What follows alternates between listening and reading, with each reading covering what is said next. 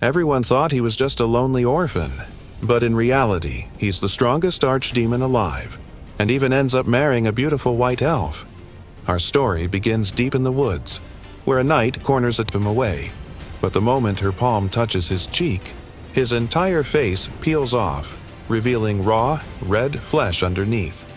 The knight isn't a knight at all. He's a deranged sorcerer trying to rip off her face to complete one of his dark rituals. But before he can stab her, someone appears behind him. A brown-haired man with sharp eyes and a calm voice. The man grabs the sorcerer's head and says, "You're being way too loud in my territory." This man's name is Zaken. Realizing he's trespassed into another sorcerer's domain, the knight panics and tries to talk his way out. "Wait, I can share my magical secrets with you, powerful." The blood evaporates, and even the forest returns to normal. But when he notices the woman's necklace, across from the church, sworn enemies of all sorcerers, he realizes he's in trouble. Even though he saved her, the church would never believe it. Still, Zaken decides to teleport her to a nearby village, hoping she'll just wake up thinking it was all a dream. But as he begins his teleport, aura fills the forest, and another sorcerer appears. The newcomer's name is Barb, a powerful and infamous sorcerer who looks at the scene with curiosity. So, what happened here? Zaken explains calmly that he was teaching a lesson to a creep who trespassed in his territory. Barb laughs. Calling him a creep? Don't you know? Sorcerers exist for one thing, power, and people are just fuel to help us reach it. Zaken stays silent. Barb's eyes drift to the unconscious woman. She's overflown and sends the woman away safely. Barb rolls his eyes. "You're as boring as ever," but that gets his attention. The archdemons are the peak of sorcery, each one a being of massive mana and authority, capable of commanding all lower-ranked sorcerers. Barb explains that the oldest and strongest archdemon, Marco, who lived for 1,000 years, has finally died. And now, all his treasures are being auctioned in his domain. Zaken's irritation fades. "An archdemon's auction, huh?" Barb grins. "You in?" Zaken sighs. "You just want me there so you can use my money, don't you?" Barb smirks. "You know me too well." They arrive in the late archdemon city, Kyanoids, a massive, bustling place packed with sorcerers from around the world. Merchants war with the church. Those guys must be insane. The two take their seats inside the grand auction hall. As the bidding begins, the moderator hypes up the crowd. Dozens of elite sorcerers, all potential candidates for Marco's vacant archdemon throne. Barb leans over. The remaining 12 archdemons will decide who takes his place. Zaken crosses his arms. Politics, even among monsters. Then comes the final item of the night. The moderator dramatically unveils it. A young, white-haired elf girl, chained and trembling. The crowd gasps. Elves are beings blessed by nature, creatures closer to gods than humans, and incredibly rare. Zaken's eyes widen the instant he sees her. Her beauty and mana overwhelm him. His heart races uncontrollably. The auctioneer starts the bid at 10,000. 1 million. The entire hall falls silent. Every eye turns toward him, and that's where things take a very unexpected turn. Even Barb tells him it's way too much money, even for an elf, and asks what kind of crazy sorcery he's planning to use her for. Zaken just gives a smile. The kind of smile so unsettling that the moderator explains that it's a restraint to stop her from escaping, and that no one's ever been able to break it. Later that night, deep in the forest where Zaken's castle stands, he decides to try and have a conversation with her. But years of being an introverted, socially broken incel have completely destroyed his ability to talk to women. Before he can even say a word, the elf thankfully speaks first, softly asking, sounding grumpy when he replies, "Ask away." She introduces herself as Nephi, and with sad eyes asks him, "How am I going to die?" Zaken freezes. Completely caught off guard by her misunderstanding, he quickly says he's not going to kill her. But that only makes her more afraid, because she assumes he has something worse than death planned for her. When she glances at the torture devices lining the walls, Zaken realizes how bad this looks. Flustered, he quickly blurts out, "Those are just decorations." He explains that even though he's a sorcerer, he has no interest in hurting or sacrificing her for any reason. Trying to shift the conversation, He asks if she has any family. She quietly says she's an orphan and a cursed child, but doesn't elaborate. Then she asks the obvious question. If you're not going to torture or sacrifice me, then why did you buy me? Zakin panics because he can't just admit he bought her out of pity, or worse, because he was simping. So he says coldly, "You don't need to know that." Trying to change the topic, he tells her they should find her a room to stay in. Unfortunately, she misunderstands again, thinking he means she gets to choose where she'll die. That's when it hits him. This girl's been enslaved since child. You alive. Because I need you, she blinks, confused. No one's ever said that to her before. As they walk upstairs, Zakin asks if she's scared of heights. She calmly replies, "You can hang me wherever you want." He nearly trips. "Stop talking about torture," he yells. She quickly apologizes for her old habit. Moments later, she slips on the stairs, but he grabs her arm before she falls, dragging her safely to the top. He opens a door and proudly announces, "You can have this room." But the moment he looks inside, his soul leaves his body. Because inside, there's a guillotine and a pile of skulls. Neffy looks at him, confused. "So, I die here?" Panicking, Zakin blasts the room with a burst of energy, vaporizing every creepy object in sight. He forces a smile. "There, better." They both step inside. Neffy wanders toward the balcony, gazing quietly at the moon. For the first time, she looks peaceful, and that makes Zakin's heart ache. He wishes he could use magic to give her the moon itself. "Can I stay in this room?" she asks softly. Zakin nods. "Yeah, of course." And just like that, their strange friendship begins. That night, Neffy can't sleep in her new room.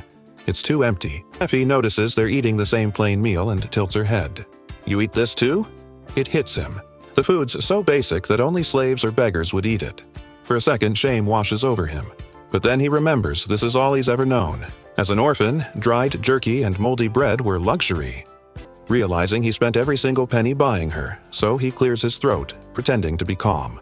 Actually, fasting builds mana control up the sky and scaring the hell out of the goons. But these geniuses decide to rush him. He turns to Neffy and says, "See? You don't have to fear bullies. They're all lame anyway." Town, Neffy asks why he helped those strangers. Zakin tries to sound smooth, pulls Neffy forward and says, "Get her a dress." The shopkeeper is instantly mesmerized by Neffy's beauty, until he notices the slave collar. Trying to act normal, the furry leads Neffy to the changing room. A few moments later, she steps out, wearing something so skimpy it looks like my ex's outfit when she went to meet her guy best friend. Zakin's face goes red. He immediately roars, "Put some real clothes on her before I turn your shop into ashes." The terrified shopkeeper scrambles back and elegant, modest, and surprisingly charming. He explains that the fabric is made from was brought to their table. Zack noticed that Neffy seemed very uncomfortable. "All my life, I've never eaten like this," she admitted softly. Zack couldn't help but think how much they were alike in terms of their childhoods. He gave her a reassuring smile. Tentatively, Neffy tasted a small tomato, and her eyes widened in amazement. To thank him, she fed him a bite with her own spoon. Zack, in turn, fed her as well. Soon, they were acting like love-struck teenagers. Other customers laughed at them, which made them feel awkward and insecure. Embarrassed, they quickly left and made their way back to the castle under the night sky. The next morning, Zack woke to find Neffy standing in front of him with a bright smile. "Good morning. Would you like some breakfast?" Surprised but happy, he sat up. "You made breakfast for me?" "Yes," she said, pointing toward the dining hall. He walked ahead, gathering his courage, and greeted her warmly. When he entered the dining hall, he was stunned. It looked like it had come straight out of a fairy tale. What had once resembled a graveyard had been completely renovated and cleaned. On the table lay a piece of freshly baked bread. "You made this for me?" he asked in disbelief. Neffy shook her head. "I haven't eaten yet." "I only made food for you," Zack smiled. "Then share half of mine." Noticing there was only one chair, he added, "Sit." On my lap. Both blushed, but Neffy finally sat down. Zack fed her with his own hands while she explained the sorcery and magic spells he was learning, pointing to various magical figures on a piece of paper. "Is elven sorcery different?" he asked. She shook her head sadly. I can't use sorcery." Zack found it strange. She had far more mana than a normal person. He explained that it was possible to draw a magic circle inside another magic circle, but most of the time the spell would either fail completely or malfunction, causing massive damage. Only someone who had fully mastered control over their mana could create such a spell. Only someone who had truly mastered control of their mana could draw a magic circle inside another, then bend the inner circle to hijack whatever it enclosed. That kind of sorcery would let a user override another's spells, effectively making them the strongest sorcerer on Earth. Zaken explained that many had tried and failed. The technique was deadly difficult. He sank into his chair. Neffy watched him with a quiet curiosity. "What will you do with that power?" she asked. Zaken thought for a long moment and then answered simply, "Survive." Their conversation was cut short when intruders appeared at the gate, knights of the church. The Lady Paladin strode forward and, with a single swing of a sacred blade, sliced through Zaken's defensive barrier. Zaken slammed into the gate in a dramatic burst and began to taunt them, trash talk that set the knights' tempers alight. He recognized the Paladin. She carried one of the church's 12 sacred swords, symbols of its authority, and the sight of her chilled him. She was the same girl he had rescued days before from that faceless molester. For a heartbeat, he pictured the horrors he might have visited on her if he'd known who she was. Zaken spat a curse and fired a basic spell at the Paladin. A black-haired knight leapt forward and blocked it with his shield. Zaken, impressed despite himself, noted the knight's strength. The shield-bearer barked at him for attacking, and Zaken only insulted him more, goading the men into anger. "One does not need to kill," Zaken said coldly. "If I kill them, the church will send someone else. But if I maim them and the tale spreads, people will fear our power." The Paladin, convinced he was bluffing and that he would rather talk than slaughter, drew her sword and swore to kill him. Zaken began to form a magic circle, only for her to rush forward and cleave it in two with astonishing force. She pressed forward, relentless, but Zaken moved with uncanny calm, dodging each strike. "I don't fight women," he told her. "And you remind me of Neffy." She called him evil for using sorcery and vowed to annihilate sorcerers indiscriminately. Zaken answered by calling out the hypocrisy. She used her powers to judge and execute, without caring whether her targets were truly guilty. The skirmish sharpened. At one point, the Paladin's companion, Solomon, managed to wrench his sacred sword free and hurled it toward Zaken. With a flick of his hand, he stopped the blade in midair, puppeteered its arc with magic, and caught it in his own grasp. The Paladin, furious, flung him hard enough to smash him against a tree. Zaken rocked but landed on his feet and, astonishingly, seized her blade. Breathing hard, the Paladin leaned close and whispered something that froze him. If Zaken didn't pretend he had been slain by her, the church would never leave him be. They would hunt him down, sending stronger paladins until he was destroyed. "Why should I trust a paladin?" he asked. "Because you didn't kill my men," she said quietly. "And because you saved me. If anyone discovers what actually happened, if they learn I spared you, my position will be forfeit. They will execute me for weakness." Zaken stared at her, the weight of the choice settling in. If he helped her keep the lie, she would live and the church would move on. If the truth came out, she would be dead, and their fragile, dangerous truce would end in blood. Zaken rushed forward, pushing her out of the way just in time. The spear stabbed into his hand and he yanked it free. Suddenly, he felt an overwhelming presence. The trees around them began to shift and sway as Neffy stood, fury burning in her eyes. "You will pay for hurting Zack," she cried. Roots burst from the ground, ensnaring a knight and lifting him into the air. Zaken tried to stop her, and when Neffy finally snapped back to herself, she froze in horror. Around her, the knights and the paladin stared, fear etched on their faces. They had just witnessed the terrifying power Neffy was capable of. Later that night, Neffy bandaged Zaken's hands. He thought about how the paladin had apologized for getting her involved and mentioned magic. But Neffy shook her head. "It's not magic," she said softly. "It's something called mysticism." Zaken remembered reading about it but had dismissed it as myth. It defied all known laws of magic. Neffy explained that she was the only elf who could wield this power because she had been cursed at birth. She was the only elf with white hair and the ability to communicate with animals and trees alike. Because of this, people called her a freak and shunned her. When her village was attacked, the villagers demanded she use her powers to defend them.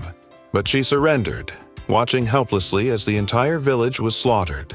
She admitted to Zaken that she had felt a twisted sense of happiness when those who tormented her all her life were killed. Tears streamed down her face as she confessed how terrible she felt for thinking this way. Zaken reached out and reassured her. "You did what you had to. If it were me, I would have killed them all myself." She had expected anger or scolding, Yet he only smiled and told her she would always stay with him. He couldn't live without her food anymore. Relief washed over her, and Neffy cried as Zakin held her in a comforting embrace. After a while, he gently quieted her and they sat opposite each other. Neffy blushed, embarrassed for having cried in front of him, but Zakin reassured her. "I liked how talkative you were today. Usually, you don't speak much." Her eyes fell to his hands. "Are they really badly hurt?" she asked. Zakin finally remembered and touched them. "They don't hurt anymore."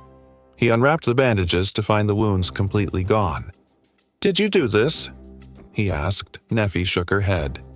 "I didn't do anything." Zakin realized she must possess dormant powers. She had healed him unknowingly when he held her head in his arms. "Thank you," he said softly, which startled her. "Everything okay?" he asked, noticing her surprise. "You've never thanked me before," she admitted. Zakin felt a pang of guilt, realizing how neglectful he must have seemed despite her cooking and caring for him every day. Later that night, as Zakin rested on his throne, he spotted Neffy behind a pillar. Embarrassed, she asked if he would like to sleep with her. He was taken aback, unsure why a woman like her would make such an offer. "Do you know what you're saying?" he asked innocently. She explained, "There's only one bed in the castle. You've given it to me, so I thought you might be more comfortable sleeping in it with me, while I stay on the throne." Zakin smiled at her pure heart and explained that he stayed on the throne to maintain the castle's barriers and watch for intruders. Understanding, Neffy sat on the floor and offered her lap so he could rest more comfortably. He couldn't refuse a lap pillow, only a fool would, and accepted gratefully. "Why are you so kind?" he asked. "Even cursed, you still wanted me by your side," she said, "and you accepted my mystic powers. I can never thank you enough." "You never need to," Zakin said, cupping her face gently. "Do you want to learn to control magic properly? Today, I saw that you lack control, but the raw mana you released was incredible, especially with your collar restraining you. I can't promise it will teach you full control over your mysticism, but it will help you defend yourself." "Will I be able to protect you too?" she asked. "You already did," he replied calmly, thinking of the knights from the church. She hugged him in gratitude for accepting her as his apprentice, and even a powerful demon like Zakin felt a rare emotion, tears of joy at having someone care for him.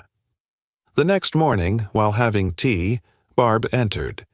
"Are you all right?" "I heard you were attacked by the church," she asked. Zakin nodded, ready to continue his day, reflecting on how much his life had changed since Neffy came into it. They were attacked, but the knights turned out to be surprisingly weak. Bob mentioned that he'd heard one of them carried a sacred sword. Zakin confirmed it, explaining that the paladin girl indeed wielded that sword and she was quite strong. Having destroyed several of the castle's barriers while they talked, Neffy arrived with a tray of tea. Seeing her, Zakin suddenly froze. He recognized her face from the auction. His hands trembled, spilling his tea, but he quickly used magic to catch the spill mid-air. Bob raised an eyebrow. "Wait, is that the same elf you bought for such a ridiculous amount of money?" Zakin nodded calmly. "Yes, the same one." Bob leaned forward. "Then why haven't you sacrificed her yet?" Zakin frowned. "Because I'm not a barbarian. She's my apprentice now." Bob sat back in surprise, slowly realizing what that meant. With an elf at his side, Zakin could likely use every kind of magic known to man. Zakin grew irritated at how casually Bob spoke about Neffy, treating her like an object. "She's the one who scared off those knights," he said sharply. Bob recalled the chaotic battlefield outside and muttered, "So, you're after the arched man's seat then?" Zakin hesitated. Deep down, all he truly wanted was the key to free Neffy, but he lied, replying, "Yes, that's what I'm after." He knew, however, that his chances were slim. He'd only been studying magic for 10 years, while others had devoted centuries to mastering its every property and law. Their knowledge far surpassed anything he could achieve. Bob finally stood up and left. After he was gone, Neffy tilted her head and asked softly, "Was he your friend?" Zakin shook his head immediately. "I don't have any friends." But Neffy smiled faintly. "You seem to enjoy talking to him." Later that day, Zakin took Nefi outside to repair the magic barriers the paladin had destroyed, hoping she could learn something from the process. From that day onward, Nefi began studying sorcery while still taking care of the household chores. She learned about basic magic circles and often cooked meals so delicious that Zakin half-joked he wanted to kiss her hands in gratitude. Within weeks, she had mastered the fundamentals of sorcery. Zakin smiled and told her she was finally ready to perform her own basic spells. A month passed peacefully. Then one day, a magical bird attempted to enter Zakin's barrier, but he stopped it with a quick magic circle. The strange two-headed creature calmly delivered a small envelope, then flew away. Opening it, Zakin found a letter, a summons from the 12 Archdemons, ordering him to appear before them in the city of sorcerers the next morning. He descended into the underground chamber beneath the city. Enormous stone doors opened before him, revealing a vast hall filled with sorcerers from every corner of the realm. As he stepped forward, one of the Archdemons spoke and an overwhelming pressure washed over him. The sheer intensity of their mana made him struggle to breathe. They began whispering among themselves. Remarking on how young he was, Zakin steadied himself, then spoke boldly. "So, did you summon me just to waste my time, or do you actually have something to say?" One of the Archdemons chuckled. "Brave words, for someone so new." He cut to the point. "Zack, you've been chosen as the new 13th Archdeman." A crimson magical crest appeared in the air, radiating such immense mana that Zakin felt nauseous. "This," the Archdeman said, "belonged to your predecessor. Accept it, and the power and prestige of the 13th Archdeman will become yours." Zakin stared at them warily. "Why me? There are sorcerers here far older, wiser, and stronger than I am." The Archdeman nodded. "True, but your potential is unlike any other. Even now, none of us, not even the 12, can kill you." He went on. "When you were only 8, you killed a renowned sorcerer, a man of incredible power. You had no magic of your own, yet you analyzed his mana flow, understood his technique just by observing it once, and created a stronger spell to defeat him. That alone proves your genius." The room went silent. "Your sorcery," the Archdeman continued, "is so unique and powerful that you could overpower any sorcerer in existence and none could stop you." Zakin smirked. "If I'm that strong, then maybe I should just kill all of you and take what's yours." The Archdemons burst out laughing. One of the elder demons leaned forward, eyes glowing. "Careful, boy. You may be powerful, but if you defy us, we'll take everything you hold dear." Zakin froze. His thoughts immediately went to Nefi. He wouldn't risk her life. He knew from the moment he became a sorcerer that a normal life was forever beyond his reach. But becoming an Archdeman, that was an even darker path. One Nefi didn't deserve to walk before he could dwell further. The Archdeman's voice cut through his thoughts. "Now then, give us your answer."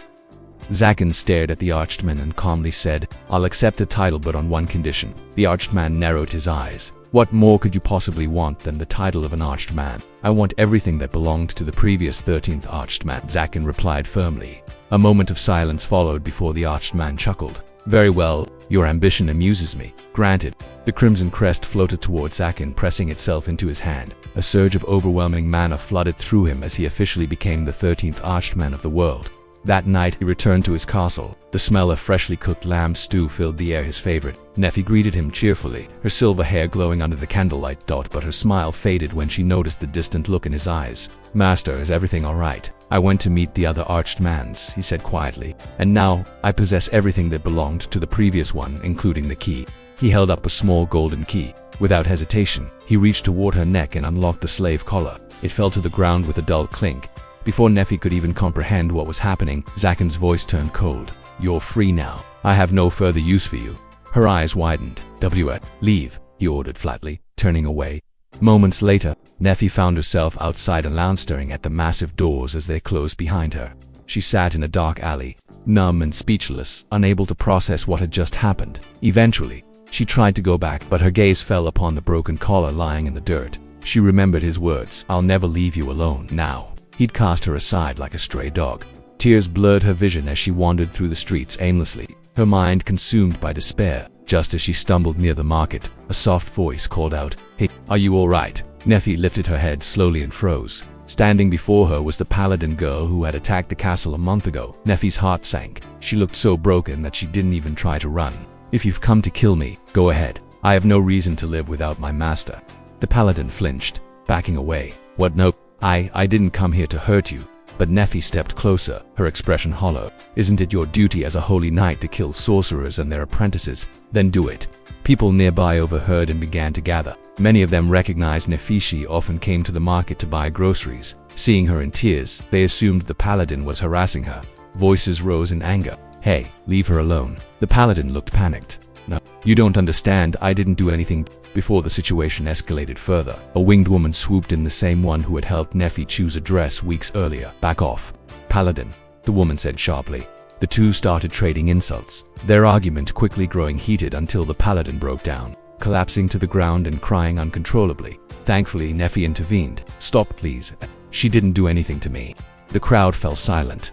The winged woman frowned. Then why do you look so awful? The paladin, still crying, shouted, because I didn't do anything, I swear. Eventually, the winged woman led her to a nearby tavern, where things calmed down. The paladin introduced herself as Chastel, while the winged woman smiled and said, "Name's Manuela." Manuela gave Chastel a skeptical look. You sure you didn't harm this girl? She looks like she's been through hell. Nephi quickly spoke up. She didn't hurt me. During the battle, she never even tried. It was one of her subordinates who attacked. Chastel winced, remembering that poor soldier's so traumatized by Nephi's magic that he couldn't even look at a plant anymore, terrified they might eat him alive. A kind tavern cook brought Nephi a plate of food, but she lowered her head. I don't have any money. Don't worry about it, Manuela said with a grin. Eat, I'll handle it. Then she turned to but you're paying for your own. Nephi took a bite and immediately froze. The taste reminded her of the lamb stew she used to make for Zach. Her hands trembled, and tears filled her eyes until she broke down completely, sobbing into her plate. Alarmed, Chastel rushed over. Did I say something wrong? Through her tears, Nephi choked out, He kicked me out. Both women were stunned. They comforted her as best they could while she told them everything that had happened. When she finished, Chastel frowned deeply. I thought he was a decent man. Turns out, he was just using you. But Nephi shook her head. No, Master Zakin isn't like that. Manuela leaned in. Then what happened before he kicked you out? He came home and told me he'd become an archman, Nephi said softly. Both women froze. The 13th arch, Chastel whispered. Manuela nodded grimly. That explains a lot. You see, this entire region used to be under the protection of the previous 13th archman. He was a good man. But after his death, things changed. Sorcerers started kidnapping girls for sacrifices. Chastel added. The church believes the archmens are our sworn enemies. There are 12 sacred swords but 13 archmen. That means we're always at a disadvantage. To even the odds, she continued, the church targets the newest archmen. They're still weak, easier to kill before they gain too much power. Nephi's eyes widened. Then, is that why Master Zakin sent me away? Chastel looked at her sadly, maybe, and her expression hardened. But tell me honestly, Nephi, do you really think Zakin is the kind of man who would kidnap girls and use them as sacrifices? As Nephi struggles, desperately trying to resist his grip, her wrists bleeding from the chains cutting into her skin, Chastel screams her name and pulls against her own bindings. But the anti-magic seals glow brighter, suppressing her strength. Bob laughs, his voice echoing through the dungeon. You elves are so naive. You really thought a monster like Zakin could love anyone. You're nothing more than his property. Nephi glares at him through her tears, her voice trembling but filled with defiance. You're wrong. Zakin isn't like you. He never hurt anyone without reason. He saved me. Bob scoffs, dragging her closer to the glowing red circle etched into the ground. Saved you. He bought you. Just another trinket to add to his collection. But don't worry, after tonight, you'll finally have a purpose. He raises his staff as the ritual begins. The air grows thick, shadows swirling like smoke. The symbols on the floor pulse, feeding off Nephi's mana. Chastel roars, her divine aura flaring for a split second. If you harm her, I swear by the light. Bob interrupts with a mocking grin. Light, in this place, that's rich. He slams his staff into the ground, releasing a shockwave that sends Chastel crashing back against the wall. Nephi screams her name, but suddenly a deep rumble shakes the entire chamber. Dust falls from the ceiling. The runes flicker. Bob frowns. What now? Then an explosion of blue flame obliterates the dungeon doors. The surge of energy is overwhelming, forcing Bob to shield his eyes. Through the smoke, a familiar voice cuts through the chaos. "Get away from her, Bob." Bob's eyes widen in shock. Zakin, standing amidst the debris, is Zakin, his aura darker and more powerful than ever. His crimson eyes glow like burning embers, and the shadows themselves seem to bow to his presence. He walks forward slowly, every step cracking the ground beneath his feet. Barb stumbles backwards, shouting, "You shouldn't be alive." That ritual was meant to summon Zakin raises a hand, and Bob's words are instantly silenced, his voice stolen by pure force of will. "I warned you what would happen if you betrayed me," Zakin says coldly. "And yet, you touched her." Bob, trembling, tries to summon dark serpents of energy, but they disintegrate the moment they touch Zakin's aura. "No, this power, it's not possible." Zakin doesn't even blink. "I'm not the man you remember. I'm the arched man now." He lifts his hand again in a flash. Bob is hurled into the wall by invisible force, screaming in agony as black lightning engulfs him. Zakin walks closer, the floor melting under his feet. "Your hatred made you weak," he says. "Mine made me unstoppable." Bob gasps, blood dripping from his mouth. "You're no better than me.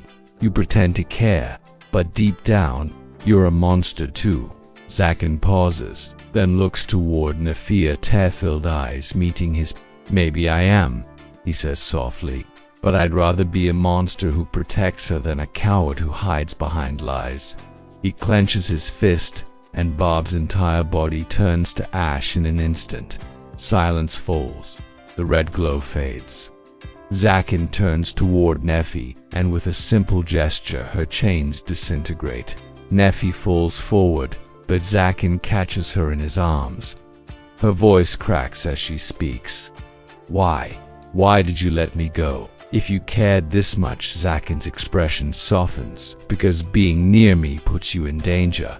The world wants me dead, and anyone I love dies with me."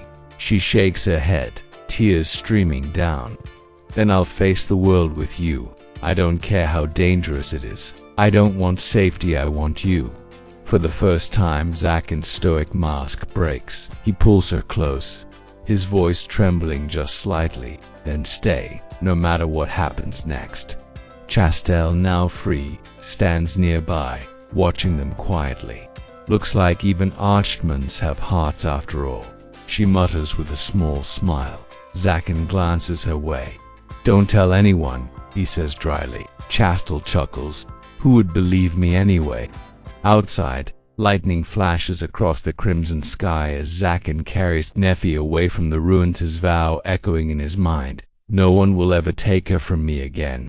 Bob sneers, ready to end Nefi once and for all, but before he can cast a spell, she fights back, eyes glowing with determination. Nefi shouts that she belongs to Zakin, and that someone as lowly as Bob has no right to touch her. Enraged, Bob raises his hand to strike her down, but before he can, a massive explosion tears through the cave wall. From the swirling dust, a familiar figure steps forward. It's Zakin. Cue epic music. If you're enjoying this story, make sure to subscribe for part 6. Bob chuckles bitterly, asking how long Zakin has known that he was behind the kidnappings. Zakin calmly replies that he figured it out the moment he saw the face stealer. That guy was far too weak to break through Zakin's barrier, so there had to be someone else helping him. And only one person had the bad habit of breaking through his wards.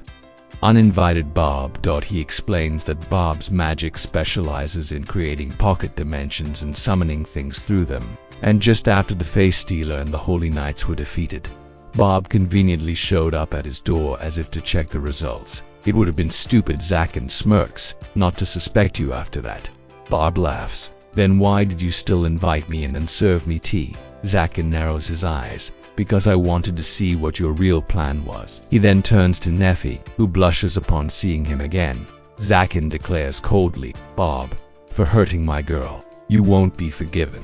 Before Bob can react, Zakin's magic circle ignites. A blast of energy shoots forward, forcing Bob to block. But Zakin doesn't stop there. He dashes in, shattering Bob's arms with a single strike, then sweeps his legs out from under him. Bob collapses to his knees, screaming in pain. Zakin ignores him and walks to Neffy, breaking her shackles. "Did it hurt?" he asks gently. Tears fill her eyes as she runs into his arms.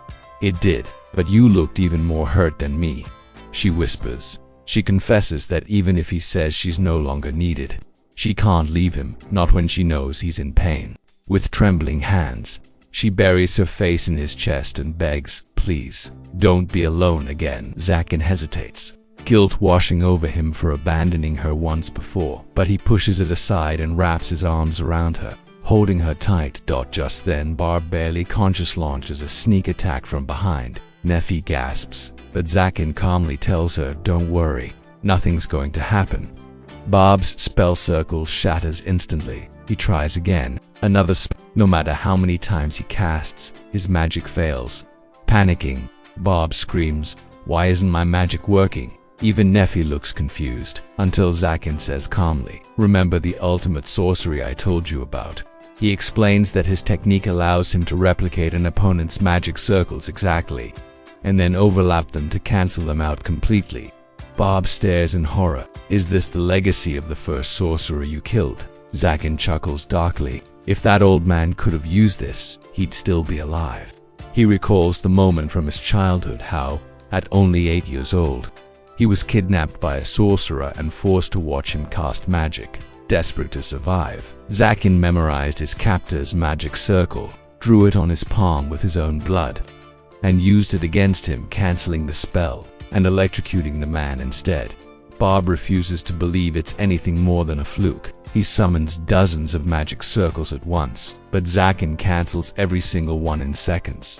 Bob collapses, trembling. How are you overwriting everything so as?" Zakin smirks. "You're just a shabby third-rate sorcerer. Even an amateur could counter your spells with the right timing." He explains how he spent years locked away, studying magic, isolating himself from the world, from friends, from everyone. The only one who ever visited him was Bob. At first they fought constantly, but over time, Zakin tolerated him as a persistent nuisance. Bob grins weakly. "I could have killed you any time." Zakin's expression hardens. "And I could have erased you any time." He raises his hand, summoning an enormous multi-layered magic circle glowing with absorbed energy. Every single spell Bob had used up until now. Bob's eyes widened. "Did you devour my magic circles?" Zakin smiles. "That's one way to describe it." He looks down at him with cold, merciless eyes. "You truly were worthy of being a Demon Lord candidate, but now you'll understand why they call me." He pauses as his aura flares, blue lightning cracking through the cave walls. "The Sorcerer Slayer." And with that, Zakin releases all his stored magic at once, a blinding blast of power that engulfs Bob completely, ending their fated duel once and for all. Bob takes the direct hit and collapses, writhing in pain. In that moment, he realizes the brutal truth. Even if he was an archman, there was no way he could stop a punch from Zakin, let alone defeat him. Zakin slowly walks toward him, and Bob immediately starts begging for mercy. He admits defeat, swearing to hand over all his knowledge and never show his face again. But Zakin suddenly stops. Bob desperately tries to remind him of the good old days, talking about how they used to be friends. But Zakin isn't falling for the act. He throws another devastating punch that shakes the entire cave. When the dust settles, Bob realizes Zakin didn't hit him. He punched the ground beside him, just to scare him senseless. Zakin chuckles and tells him there's no need to panic. He's not planning to kill him. The reason is simple. Bob has an excellent eye for alcohol, and Zakin still wants to enjoy the fine wines Bob brings along. He's confident Bob poses no real threat. This annoys Bob even more. He growls that if Zakin lets him live, he'll definitely kill him one day, no matter how long it takes. Zakin shrugs and tells him he's free to try, but when he loses, he better treat him to drinks. Now Bob is totally confused. There's no logical profit in letting him live, so why spare him? Zakin simply replies, "I'm an archman now. I do whatever I want. If you want to die so badly, get stronger first and become an actual threat." Neffy is relieved to see Zakin spare him. Meanwhile, Manuela has rescued Chas, but the moment they step onto the massive magic circle on the ground, it suddenly activates. Zakin asks Bob if he really wants to continue after getting his ass kicked moments ago. Bob claims he didn't do anything. Zakin immediately spots the flaw in the circle, the crack created by his punch earlier. He yells at Neffy and the girls to run as the circle starts functioning again and a huge wave of mana erupts into the air. He demands to know what Bob was trying to do here. Bob calmly replies, "I was going to summon a real demon." Zakin is completely shocked. The mana begins shaping itself into the form of a demon, its terrifying presence filling the entire cave. Demons have always been a part of this world's myths. According to legends, they once lived among humans before moving to another realm entirely. No one has concrete proof of their existence, but many believe that the symbols used in sorcerers, magic circles, and even those used by the church originate from ancient knowledge of demons and gods. Zakin immediately realizes that Bob has done something insane by summoning a demon, but then notices something odd. The summoning is incomplete. He figures it must be because the magic circle was damaged when he punched it earlier, and also because no sacrifice was offered. Even so, despite being only a shadow of its true self, Zakin can clearly feel just how overwhelmingly powerful this demon is. Zakin's hope crumbles. The demon's terrifying aura crushes down on him, far stronger than any archman he's ever fought. No matter how strong he becomes, he knows he can't defeat this thing. The demon's tentacles morph into a giant hand as it approaches Zack. He wonders if this is really the end for him, but instead of killing him, the demon, Kneels. Bows its head and addresses him as its king. Zakin is stunned. It isn't reacting to him, it's reacting to the symbol of the archman engraved on his hand. He realizes a terrifying truth. An absurd level of power has somehow fallen into his hands, but instead of panicking, he decides to make the most of it. He commands the demon to return to its own realm because this world is not meant for him. The demon silently stares at him, then slowly retreats back into the magic circle, shaking the entire cave as it disappears. Once it's gone, Zakin collapses to his knees as the summoning circle fades away. But now the entire cave is starting to fall apart. He immediately grabs Neffy and the other two girls. "Bob, grab on." Bob clings to his robe, and Zakin dashes for the exit, just as the collapsing rocks are about to trap them inside.